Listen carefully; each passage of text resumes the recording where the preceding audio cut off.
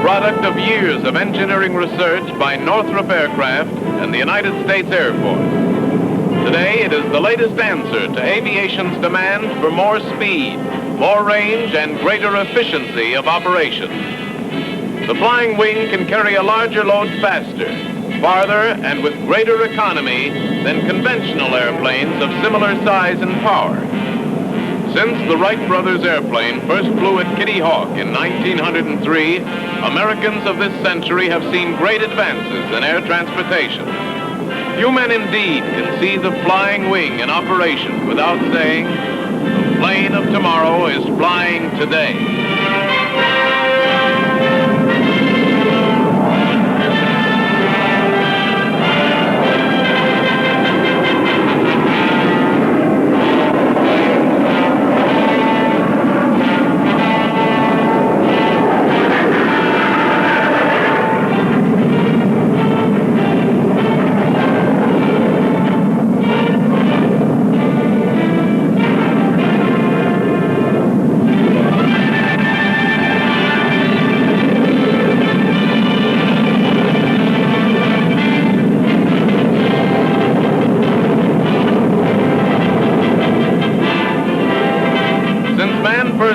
That mechanical wings could carry him into the sky, airmen have dreamed of the ideal airplane, one of maximum efficiency, in which every exposed surface would have the greatest possible useful purpose, contributing to the lift of the flying machine.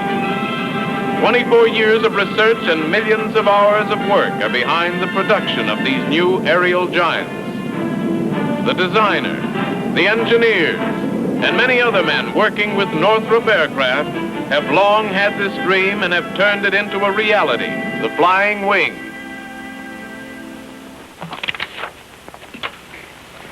This aeroplane was developed as an effective way to solve the old problem of reducing drag. Drag's rather hard to describe. A simple definition is to say that it's the resistance of the air to an aeroplane's forward passage. You've felt drag by putting your hand out of a car window, and probably you've noticed that you can reduce it by turning your hand edgewise, presenting less surface to the wind. In the flying wing, we've reduced drag by designing an airplane with a more efficient form. Its shape creates less resistance to forward motion and passes through the air more easily. Here, I'll illustrate it for you.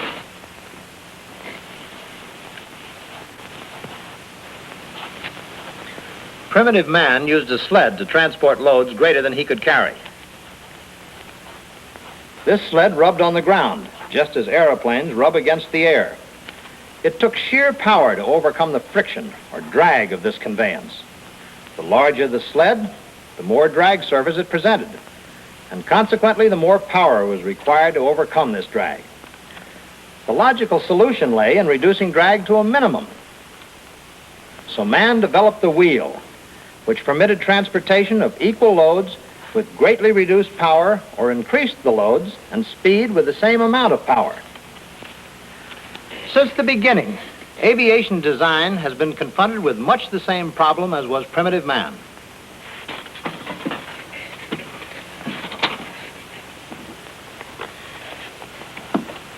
Today's basic aircraft design still has unnecessarily large drag forces.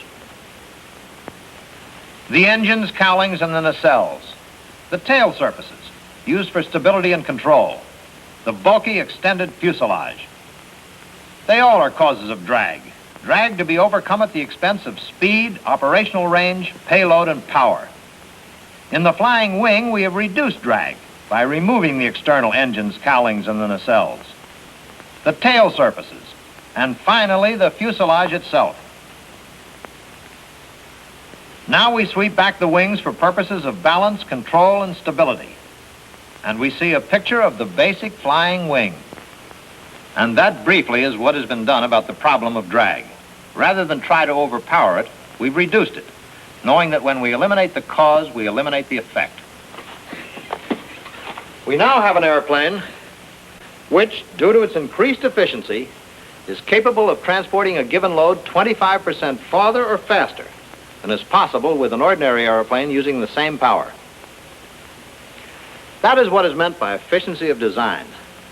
Our second objective was greater efficiency of structure. In order to illustrate efficiency of structure, We can use these charts for comparison. Here is a massive bridge structure. Massive because of the engineering principles involved. Notice that all loads are transferred to central, concentrated points. This requires a ponderous, expensive structure to sustain the loads and resist the applied stresses. Stresses that are multiplied in turn by the leverages of the spans. Now here on the same highway, carrying the same traffic load, is an economical causeway type of bridge. It does the same job as the first bridge, with a much simpler structure and a fraction of the material. The answer is simple. Stresses are absorbed and weights are sustained by the individual units or pilings. And in the same way, this comparison may be applied to conventional and all-wing aircraft. In the ordinary type, the lift which carries the load works on the wing from tip to tip, but the bulk of the weight is centrally located, necessitating heavier wing construction, particularly at the roots or points of suspension. In the flying wing, the same weights, distributed over the span of the wing, are sustained by individual areas or lift forces, permitting a large saving in structural weight at no sacrifice of strength. This saving is convertible to additional payload or fuel.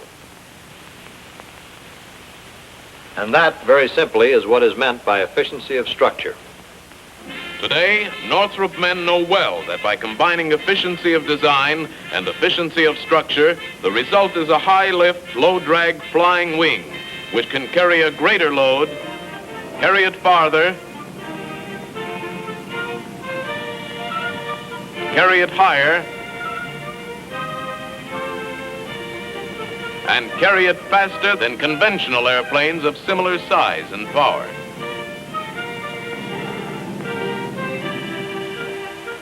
At far-flung bases and remote corners of the globe, large hangars to house big airplanes are usually hard to find.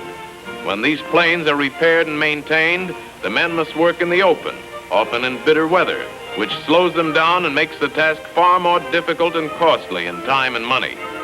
But not the flying wing. To shelter the wing requires only a small and modest structure, hardly more than a large Quonset. Placed on dollies, the wing can be trundled sideways into its hangar, a hangar that is small, economical, and easily constructed. As easy to maintain as it is to house, the flying wing is built low to the ground and can be easily serviced. Short ladders or low platforms available at any airport are all that are required to reach almost any part of even a large flying wing. Where outdoor storage is necessary, especially during cold weather, this is a great aid when all surfaces must be cleared of ice or snow prior to takeoff. With these additional advantages, it is little wonder that forward-thinking aviation experts already are envisioning the day when giant flying wing transports will enable world air travelers to fly faster and farther at reduced fares in a degree of comfort surpassing the most modern ocean liner. Tailless folly, I calls it. Well, sounds as if someone has an opinion on the flying wing. Now I ask you, who ever heard of airplanes without tails? Birds have tails, haven't they? If they didn't need them, they wouldn't have them. Flying wings. Now there's a real expert, an authority on any subject. His ancestors were all authorities, too. For instance? Steamboats. Bah. It's ridiculous. Who ever heard of a boat without sails? Fulton's folly, I calls it. Steam trains. Ah, it's ridiculous. Who ever heard of cars without horses? 18 miles an hour, they say. Flying machines. Ah, it's ridiculous. Who ever heard of a man flying? Never be practical. Who ever heard of an airplane without a tail? No stability, I tell you. Won't be able to fly. They'll never get that thing off the ground. They should have asked me. I've studied a little bit about airplanes.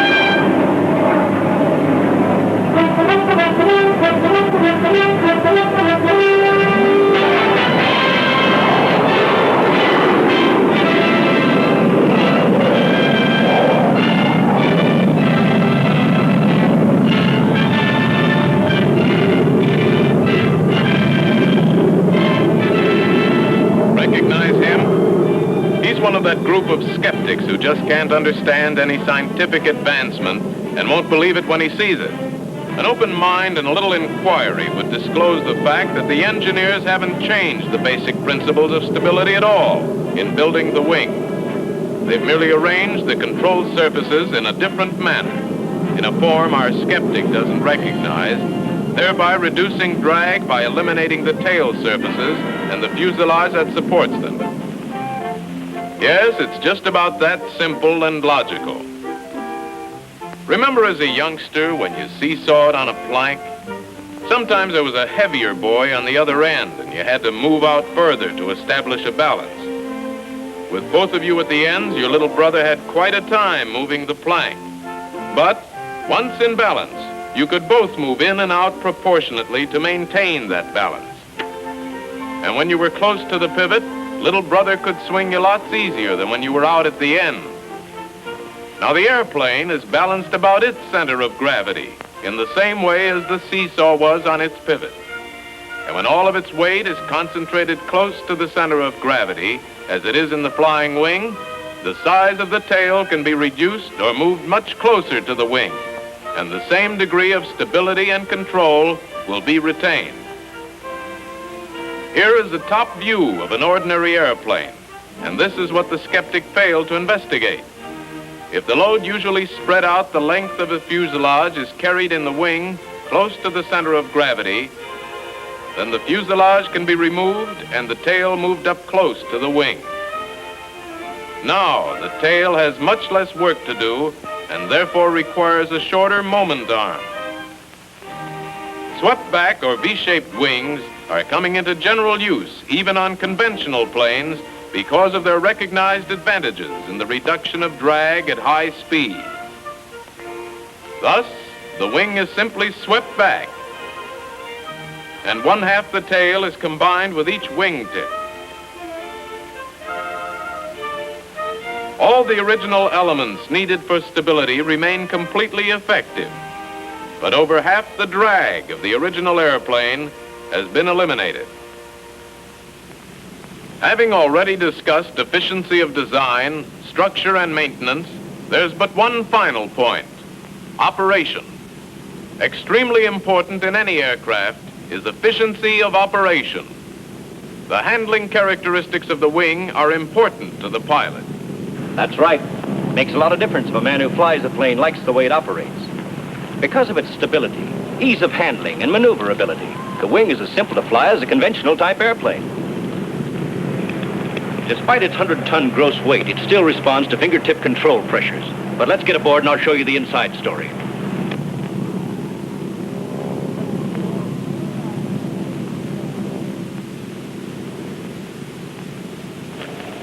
First, the controls. The flight controls in the cockpit operate in a normal fashion and differ very little from those in a conventional plane. Foot pedals operate the rudders, which consist of double split flaps, similar to dive flaps, located at the wingtips.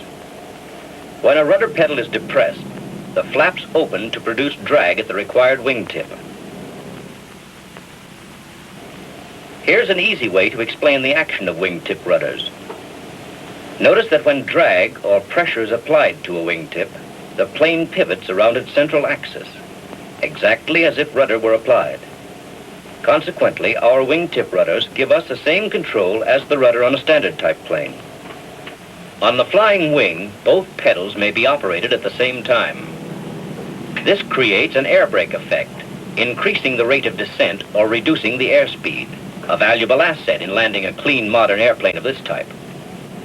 This air brake feature is the only variation from a conventional control arrangement. Longitudinal and lateral control are maintained by elevons, a combination of the standard elevators and ailerons. When the control column is pulled back, the elevons, located just inboard of the rudders, are moved upward, causing the wing to climb. Forward movement of the control column moves the elevons downward, resulting in an opposite or diving effect. These operations of the control column and the elevons produce the same effect as the elevators on a conventional type airplane. Lateral rolling effect is achieved by operating the control wheel in the normal fashion. This works the elevons in the same way that ailerons are operated on a standard ship. For example, turning the wheel to the left raises the left elevon and depresses the right, causing the airplane to roll to the left. By turning the wheel to the right, the plane will roll to the right. The plane can either climb and turn or dive and turn by using longitudinal and lateral control at the same time.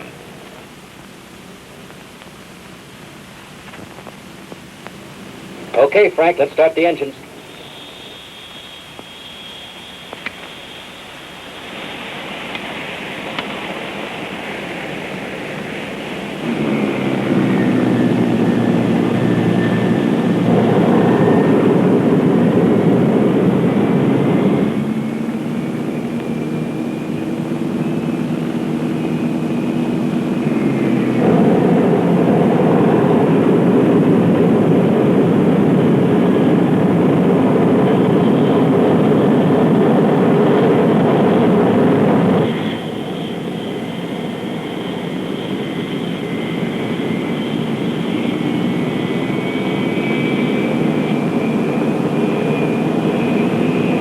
Hello, Tower. This is Air Force 2367. Taxi clearance, please. With its 8 jet engines, the Wing is one of the most powerful planes in the air. Ground handling and taxiing are identical to that of any other large airplane having a steerable nose wheel. This ease of handling simplifies parking and storage operations. Notice that the pilot of the Flying Wing has excellent forward, downward, and round-the-clock vision, which minimizes taxiing hazards.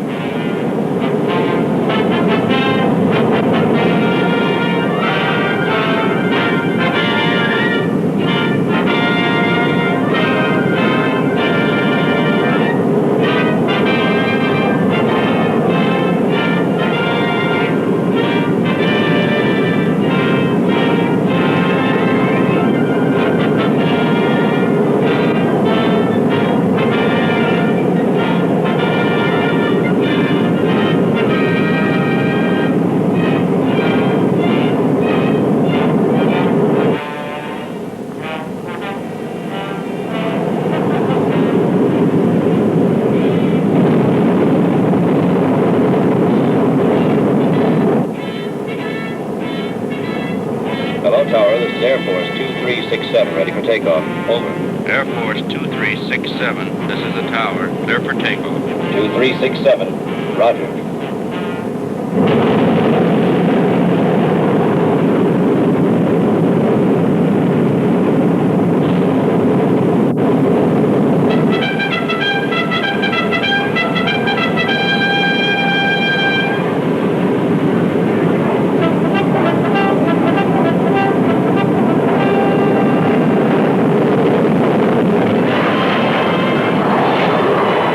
In a matter of seconds, this 100-ton giant is airborne. Notice its phenomenal rate of climb.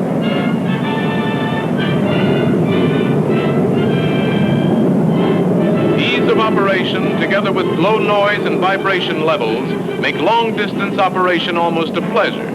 Because of the pressurized cabin and temperature control, grueling hours of long-range flying can be accomplished with a minimum of pilot fatigue, even at altitudes above 40,000 feet. As pilots know, the Flying Wing is an easy plane to handle. When a rudder pedal is depressed, drag is induced by the opening of the split rudders, and the plane is pulled in that direction.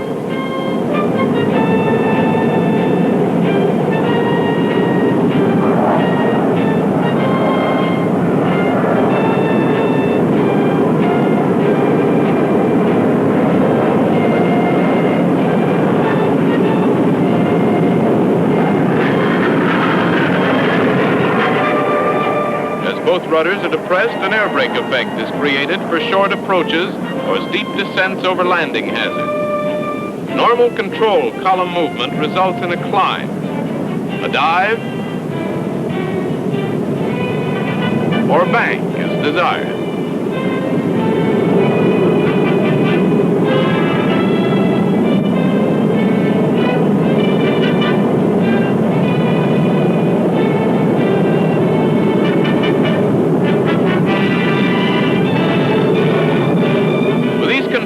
operated by dual hydraulic systems, plus an electrical standby, the Flying Wing is the most maneuverable large airplane in the sky.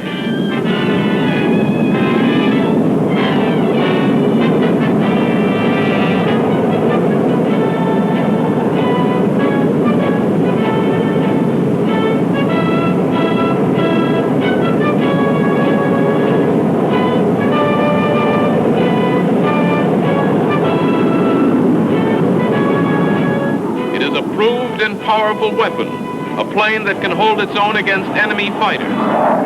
The wing has a small frontal area and profile, making it difficult to hit or to detect with radar.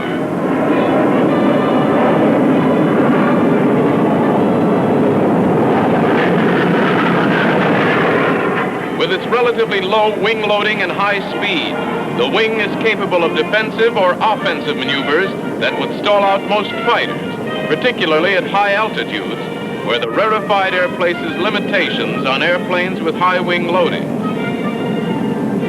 Imagine you're an attacking pilot. Not much to hit in this slim, clean line, is there?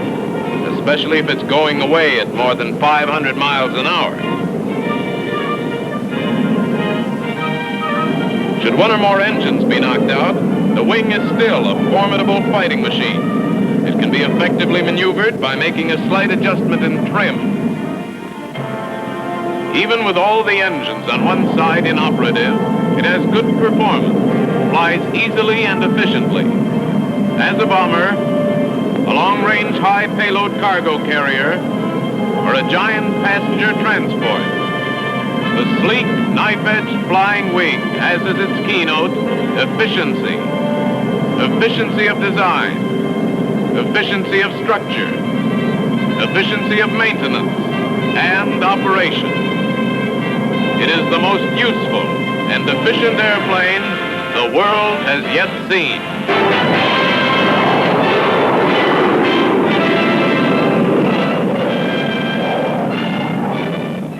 The XP-79B, now in the final stages of construction, incorporates many unusual features, both in design and methods of fabrication. This plane is a true flying wing. 2 vertical stabilizer fins have been added at the rear. The XP-79B is constructed of welded magnesium. The tail section is removed in a single unit. The pilot's oxygen supply is contained in the tail section. Vertical fins and engine covers are another unit. The 2 tail fins will soon be replaced by a single fin.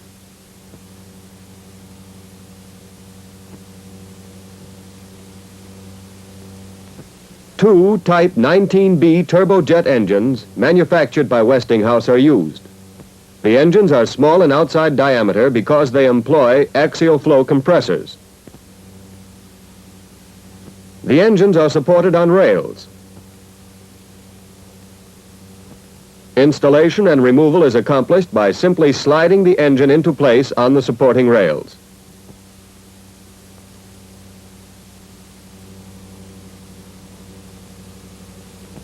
Following the installation of the engine, the tail fin section is slipped on and fastened.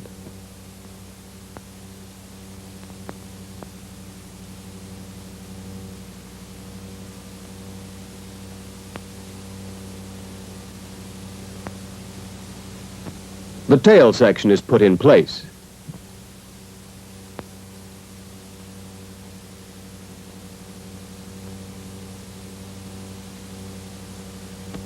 The engine accessory unit is installed. The unusual electrically operated landing gear utilizes 4 retracting wheels. The low pilot position does not permit a retracting nose wheel in the center of the plane. The doors close when wheels are down to improve handling on takeoff and landing. The pilot lies in a prone position. Long a subject of discussion, this positioning of the pilot allows the wing to be thin. The pilot, without the aid of a G-suit, can withstand 12 Gs. The 2-handled stick controls the ailerons and elevators. Each stick is capable of handling both controls, and the airplane can be flown with either hand. The pilot's feet control 2 sets of pedals. One set of pedals turns the plane to right or left. With both sets of pedals working together, the rudders expand and act as air brakes. The wings will be covered with a filler to even the surfaces preparatory to painting. Further development of this type aircraft may be conducted in the future under new contracts with the manufacturer.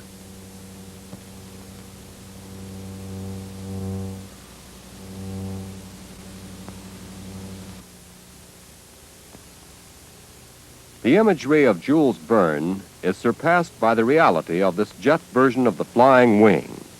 Unique in design, this plane is an astounding addition to our modernized fleet of Air Force bombers. This Northrop YB-49 will accommodate a crew of 13. Adequate quarters are available in the thick wing center. Cabin pressurization is maintained by air taken from the engine air compressor. 172 feet from wingtip to wingtip, the total wing area of this giant plane is 4,000 square feet. Overall length is 53 feet and height 15 feet. Control surfaces are quite different from the type generally used on conventional aircraft. Directional control is obtained by the use of a split-flap type rudder on each wing. Completely submerged in the wing are 8 axial flow jet engines arranged in groups of 4 between each wheel well and outboard fuel tank. Landing gear is of the conventional tricycle type, the same as in the XB-35. The nose wheel retracts sidewise into its wheel well, and the dual main wheels retract vertically into their respective wing wells. Comparatively little space is left in the wheel wells after the landing gear is retracted. The main external difference in the appearance of this jet bomber, as compared to the XB-35, is the absence of propellers and propeller shaft housings which serve as stabilizers on reciprocating type aircraft. Just forward of its center is the wing's thickest section, about 7 feet. The camber increases rapidly from the leading edge to the full thickness at a point about 1/3 of the way back, where it assumes a near-level appearance and then gradually recedes to a point at the trailing edge. In the YB-49, 4 vertical fins were added for directional stability. Lateral and longitudinal control of the gigantic jet-propelled flying wing is obtained by the use of elevons located at the trailing edge of the wing between the rudders and landing flaps.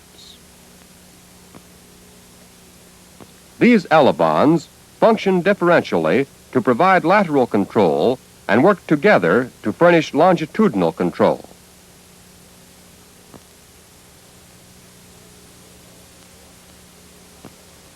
All control surfaces are hydraulically actuated with a special control force bellows system to give a pilot the same control feel he would have on a conventional type airplane.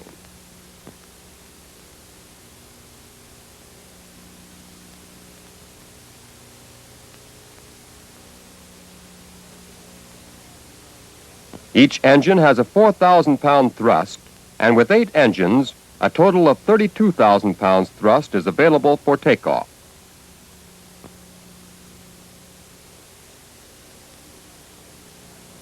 At a speed of 375 miles per hour, the engines develop 32,000 horsepower.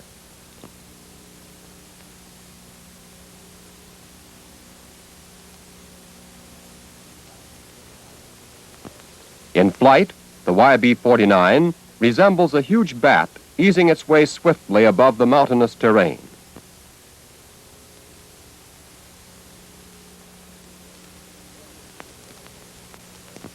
The exceedingly narrow approach angle presents a smaller target than any other giant bomber. Weighing 88,000 pounds when empty, the massive plane has a maximum allowable weight of 213,000 pounds. The sweep-back design reduces air drag to a minimum, and the elimination of the empennage enhances the ability of the plane to reduce air impacts at very high speeds.